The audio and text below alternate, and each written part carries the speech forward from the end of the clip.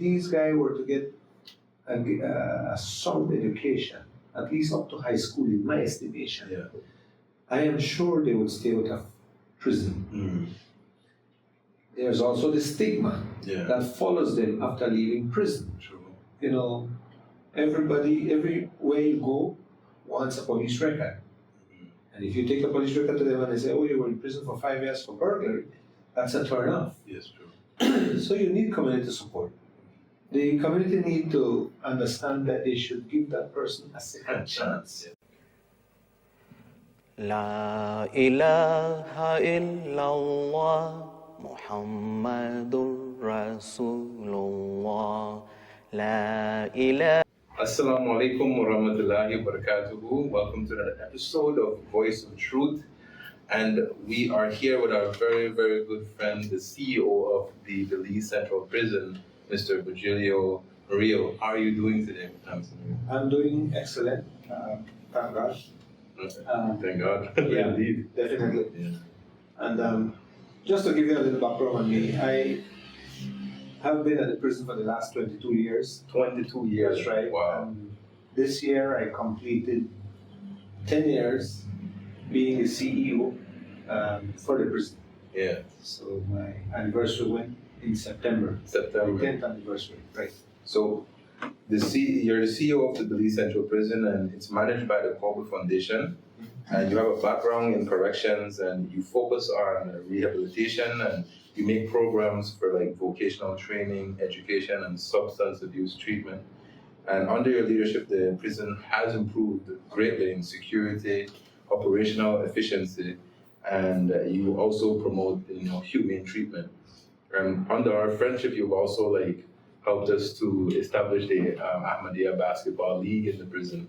And also you have given us the great opportunity to, speak and, do this, the program Voice of Islam on the radio station, and also have a weekly program with some of the prisoners. So we greatly appreciate the opportunities you give us. And I've never seen you to be a person to not want, help to be able to gain good results within the prison, Absolutely, and I am very thankful for the partnership and the collaboration between the Ahmadiyya Jamaat community, Muslim group, and ourselves. I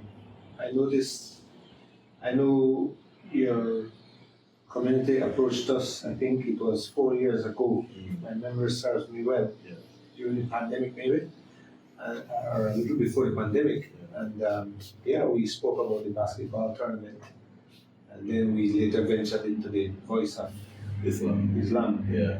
I think about a year ago almost. But I always like very positive stuff that can at least assist our population, our inmate population, in trying to get their lives back on track. We're into that. Yeah. We're into that. At the end of the day, it's all about trying to save lives rather than destroy them or ruin them. Yeah. So, I am so happy and thankful to have made the connection between yourselves and ourselves. Yeah. And I will continue to collaborate with you as long as you want to do it. We're always welcome to do that as well. We're going to continue pushing these programs. Definitely. I know that they are having an effect on the prisoners, a very positive effect. Really? Absolutely. What even this is another question that I wanted to ask. What motivates you to do to even get into this? What from your background, growing up, what even motivated you to become the CEO of the Belize Central Prison? Well, to be honest, I never thought that I would have ever become a CEO of anywhere, because my background really and truly was that of an administrator.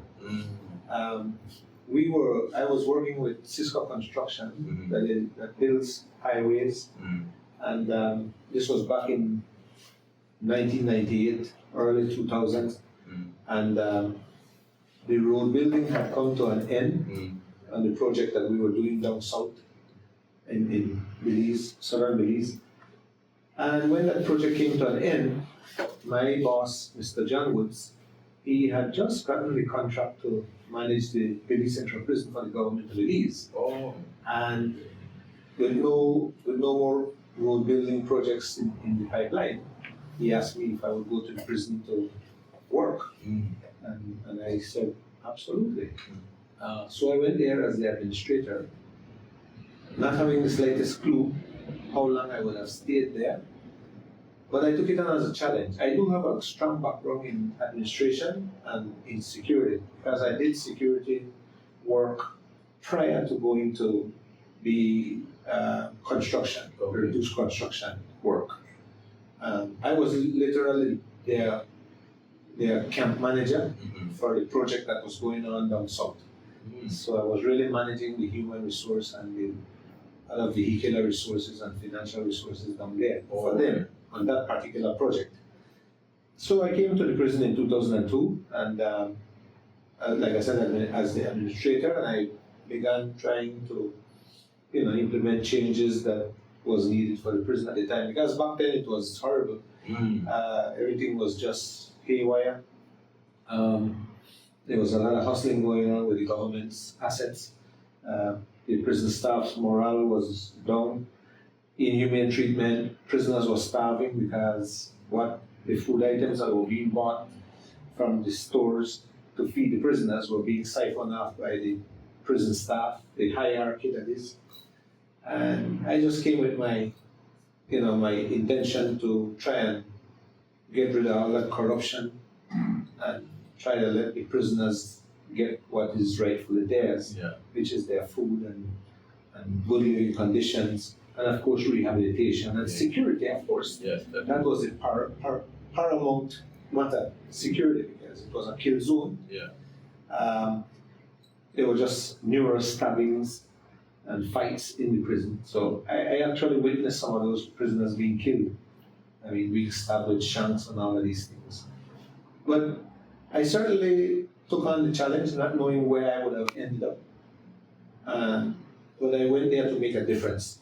Because my thing is that anything I take it on as a challenge, and I will always put my best foot forward. I am a person that I don't follow a trail. I create my own trail. That's just my persona. That's good. So that's me. So if I see you did this that way, and I think it never worked, then I'm not going to follow your footsteps. Sorry, I'm going to do something different because I want something that will work. Definitely. And I 100% agree with that. It's a good thing that, back in the days, I was very young, but I could see in a different news reports and stuff, that there were some issues within the prison before you came, and for those 22 years, I guess it definitely has changed, into a different type of place. Even when I walk in there for Voice of Islam or whatever, I'm feeling like I'm walking into this just a different place. It's not. I don't feel like I'm in a prison. There's no tension. Yeah, there's no tension. I don't feel like I'm walking into a prison. Literally, when I went there in 2002, the prisoners definitely ran the prison. Wow. I recall there was one particular prisoner that he pretty much ran the prison, because if he wanted a hit against me, he could have that done. Wow. Even though I'm a staff. And he didn't care who it was. He would have gone and killed the CEO at the time if he could have done it. That was just how it worked. Because the prisoner, he had prison officers and the hierarchy of the prison officers on his payroll. So he literally called the shots. He was a shot caller, like what they call it. Today we don't have that happening. That is a wonderful transformation. And so then it comes to my question, how effective is reform in Belize with your 22 years of tenure? I don't know about reform in Belize. I know about reform at the Belize Central Prison because there are other reform centers in and around Belize. Okay. And I cannot speak to their effectiveness. But I can tell you that as a captive audience, we find it very, very effective. We have a very low recidivism rate. As a matter of fact, we do have a report coming out the 1st of November. There's going to be a presentation by a professor in criminal justice, criminology that is. And he came and he did a study at our prison on recidivism, which is the reoffending rate. Okay. And he came up with roughly 16% after all said and done, Wow. which would be lower than Finland, which is a country that is being hailed for having a low recidivism rate of 20%. But he will explain how he arrived at that number when he does his presentation on the first. But certainly, that is why I can measure my recidivism rate, because we don't see the same people coming back. Definitely. I am sure that the programs that we all offer, including your program, is giving the population and the interns a sense of value Yes. for themselves, because you see how you interact with them at the prison, and Yeah. you see how they seem to have that self-worth, Definitely. something that they don't have in the society. Indeed. And there's hope for them to go on living. So our programs are very effective. Now, one of the ways that I make it very effective too is that I fight the drugs very hard. The prison is almost, I would want to say it's almost 100% clean from drugs, That's good. particularly marijuana, because that is the drug of choice for all Yes. Belizeans. And right now, it's like famine in the prison because they don't have drugs. Yeah. And if you want to make the place conducive to rehabilitation, you gotta first and foremost fight the drugs, True. fight the corruption between guards or amongst guards who would want to smuggle in drugs into the prison. That's a good, and congratulations on that 16%. That's an Thank you. amazing thing, But and then how I would like to ask as well is like, how would you say that the country in itself could like lower incarceration rates? Certainly, there's quite a lot of small crimes that people don't have to be going to prison for. Yeah. And right now, in fairness to the government and the current Attorney General, I must say that they have drafted legislation which should start yielding that kind of result. Yeah. Because those laws just came into effect 1st of June of this year. Okay. So I think it's going to take a little while now before it starts manifesting itself. Okay. But that's one way to start. The other way to start is to try and get these youngsters into school. We find out that quite a number of the prisoners that come to the prison do not have a sound education. Wow. Some of them have majority of them I would say, hardly made it to standard 6. They've hardly passed primary school level education. And that's not enough education for them to make better decisions. Definitely. So they need to focus very hard on education. Give them a strong education, even if you have to get into a situation where you start to force them into school, at least up to high school, Yeah. then do something to that effect. True. Because if you have educated people, they will make educated decisions. Yeah. I 100% agree with that. Within our faith it says, seek knowledge, even if it is as far as China. It says also to seek knowledge from the cradle, meaning from You were born. to the grave. Absolutely. So this is a very good lesson for everyone that they should make sure that they're educated. And I also like the fact that you spoke about treating the inmates as humane. Yes. Because they're humans as respect. well. Yeah. With respect. Yes. And Lots of respect. that is 100% true, because even within our faith it says this as well, that the founder of our faith, the Prophet Muhammad, peace and blessings of Allah be upon him, when he had prisoners of war, these were people that fought against him. He would treat them humanely. And it was said that he would not even know if these people were prisoners or just citizens. Right. So this is one thing that I can also see. Because like, for example, there was one person that I always interacted with in the prison, Okay. and he was always busy because he was doing things for the prison. Right. So I said, the only reason I know you're a prisoner is because you're wearing the orange shit. Right. So they're doing such a wonderful job there, No, the respect goes a very, very long way. Yeah. One of our philosophies And I will tell you, in fairness to the founder of Kolbe Foundation, Mr. Jagwoods, is to treat everybody with respect. Yes. And we encourage our staff, even during training, we tell them to respect the prisoner, regardless of what they have done. We don't judge them. Yes. Leave that for the judiciary to judge them. That's very good. Yeah. Our job is safe custody, control, care. Yeah, I agree with that.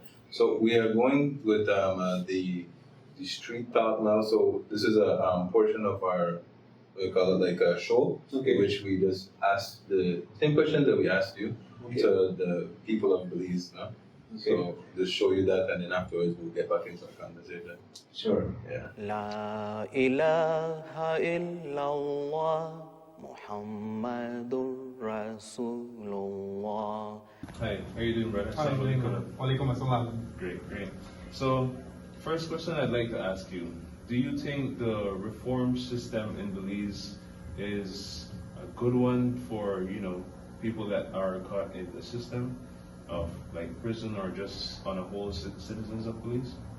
I have to kind of disagree with that. The reform system, we see a lot of people go in and come out, and it's just a constant cycle. I think there is some improvements, and of course we're optimistic about that. And there is a lot more to do when it comes to the reform system. Well, in Belize, I believe that, as you know, we all know we have a prison, and I believe that the prison is working hard to do their part. But when they are released and they go out into the society, that's another situation, because one, if you have a record, then it's hard for you to find a job, all right? We don't have a lot of, now in Belize, we're trying to work on building up entrepreneurs, to have their own business and be consistent with that. But even that is encouraging, but the guys don't have the capital as well to start their own business. They might have the intention, but where do I go? I have a criminal record that says don't trust me. So that makes it very difficult for guys that come from the prison to be functional and steady and to be productive. But some guys really do make that difference and that change in wanting more out of life than just criminal activities. How can we lower crime in Belize? Well, crime, it starts from the family. The family is the foundation of the community, the society, and Belize as a whole.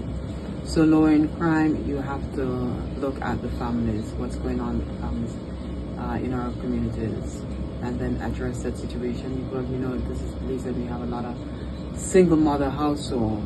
Where's the father? They're missing. And then these moms sometimes have more than 1, 2, 3, or 4 kids, and it makes it very difficult that you can be at work and taking care of the older ones that should be at school that decide to miss school and decide to see that gang life is more enjoyable, more fun. I get more money from doing that than going to school, and mommy need the money anyway, so that kind of breaks down the situation in regards to the family. What challenges do you think we're facing in regards to crime in Belize and reforming? Yes. I think the challenges that we're facing is listening to what are certain things why is it happening.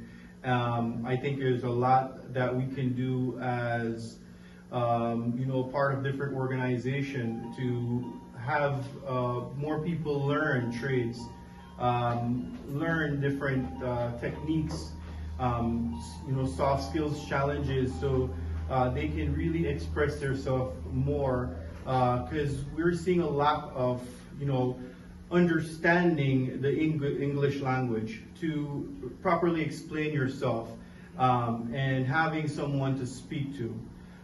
If we can implement these things within the reform system, I can see that crime really goes down in Belize. We have to go into the communities, look at these homes, and also get the support of the community. Meaning that what is within these communities, we have church, we have schools, we have businesses, we have all these different factors that makes a community what it is. So in order to bring down crime, these communities, these establishments within the communities have to come together and say, what can we do to make a difference? How do we prevent repeat offenders? Well, as I mentioned, everything is support. We have to. In here, we are working on their cognitive development, behavior issue. We try to address those. But in here, there's some of them, they do take to the program, and they do enjoy the program. But in here is one thing. Out there is where they determine, we call it the acid test. Repeat offenders need to understand what is their goal coming out. What is your purpose? Being a part of society. How can you be a benefit to society? How can we establish common grounds with them to not have to be going through this again, to not have to be part of the crime system? Sometimes all that, although they might not want to, that's what it's pointing to. Well, I gotta feed my kids. It's not necessarily an excuse I'm making for any one of them, but if you can't help your family or you can't feed your family and no one wants to give you a job and no one trusts you and you're like the outcast, what do you do? So we've seen what is being said on the ground. I'm sure that again, like there's so many things being done within the prison. Like I think you have like a guarding program, or even a slaughtering program, and all of these things. There's so many different things that are being done within the prison. Yes, we have quite a lot going on, and I was saying earlier that Martin Luther King Jr. says that nothing is more dangerous than sincere ignorance or conscientious stupidity, right? And lots of time when people talk, it's because they either don't know or they're consciously stupid. I can tell you, we offer, aside from the programs, the various programs, which includes your program, because your program teaches a form of discipline. And that there are programs that focuses on the person's cognitive behavioral issues. But aside from that, we do teach life skill program. We teach vocational programs. And the life skills programs, those teach the inmates how to cope. Because yes, I told you earlier that education is the key. If these guys were to get a sound education, at least up to high school in my estimation, I am sure they would stay out of prison. There's also the stigma that follows them after leaving prison. Everybody, everywhere you go, wants a police record. And if you take a police record to them and they say, oh, you were in prison for 5 years for burglary, that's a turn off. So you need community support. The community need to understand that they should give that person a second chance. And that's not the prison's fault. That's not the prison's fault. I think if the person can come out of prison and bring a few certificates out to show that they have attended drug treatment program, cognitive behavioral programs, whatever, anger management, those kinds of things. And they learn a skill, because part of the vocational part of the reasons for the vocational programs is to teach them a skill. And you know that we have a chicken program, we have a paper program, we have woodwork, metal works, the whole 9 years. So this is what I wanted to even get into, so that the public could actually get to know that these initiatives are being done by the prison. Because sadly the normal Belizean does not know what happens in prison. So if maybe you have in memory how many initiatives you were even doing in the prison, because I know you're doing a lot, so I can't tell you to name all. Well, we certainly have a lot, and we have done a lot over the years. The ones that never worked, we discontinued. The ones that worked, we kept them. Today we have pig poultry, we have gardening, or agriculture if you want to call it that. We have woodwork, where we make furniture and arts, good arts. We have metal works, like I said earlier. We have a block making factory that produces blocks. Wow. We're selling blocks to the community right now, Wow. and office. And all of these programs are serving two purposes. One, they are teaching the prisoner a skill. Yes. We have them in vocational classrooms, taking things like plumbing and electrical. I see some of them even doing mechanics. as well. Mechanic, Yeah. you name it. Yeah. Anything we can put our hands on, Mhm. we put our hands on it. That's wonderful. And like I said, it's serving two purposes. We're rehabilitating the guy, teaching him a skill, Yeah. and secondly, we're trying to generate a little revenue Mhm. so we can offset the expense Mm. of running the prison. Because what we get from government Yeah. is definitely not enough to run the facility. I could understand. I mean, it's a drop in the bucket. Yes. I mean, if you want to put it that way, it's a drop in the bucket. Peanut ocean. That's right. So we literally need to help ourselves, Yes. and that is why when you come with your program Yeah. and offer it to us, and it doesn't come at a cost to us, we are so appreciative of it. Yes. We like the relationship. We like the benefits of having the guys play basketball and learning what you call it, sportsmanship skills and all of these things. You know, it goes a very long way. You could almost, you can almost know it and feel it that prisoner is not going to come back to prison when he's released. True. As a matter of fact, some of your players have gone. Yeah. So we're scrambling right now trying to find new players because we do have the Galen university that wants to challenge us. I'm sure they're going to beat us this year. But I think they're coming for revenge. yes, they're coming for revenge. Yeah. But the last time they beat us, Oh, that's okay. because quite a number of our good players have gone. Because they're being released and they're not coming back.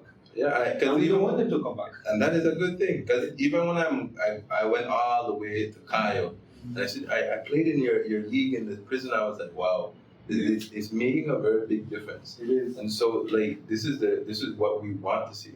You know, like even one of the persons that he did the Arabic class with us. Mhm. Like he called me and he was saying, well, I'm working right now from Monday to Saturday. I'm doing we call it construction. Okay. So it's like this is the thing. This is a success story. Absolutely. You know, coming out and doing these type. But certainly we try to get to these guys in whatever way we can.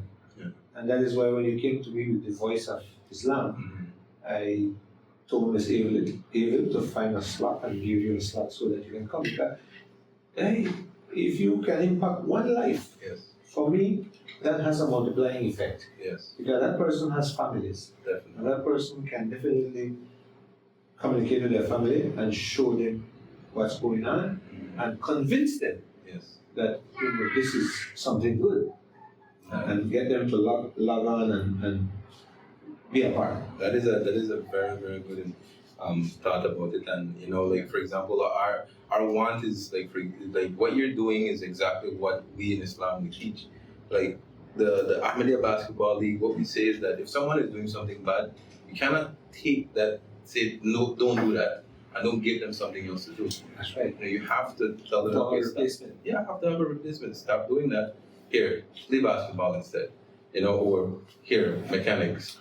Here, pig, the big farm. You have got to have an alternative. Yes. If you don't like what's going on, Mhm. then you must have a good alternative. Yes. I go through a lot of challenge. Mhm. I mean, running the prison is no easy feat. Yes. I go through a lot of challenge. I tell you about trying to keep drugs out of the prison. Mm-hmm. I fight drugs very hard. Mm-hmm.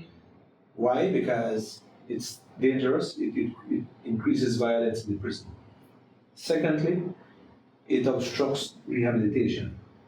And thirdly, people without a drug problem can end up developing a drug problem in prison if I allow it to flow freely.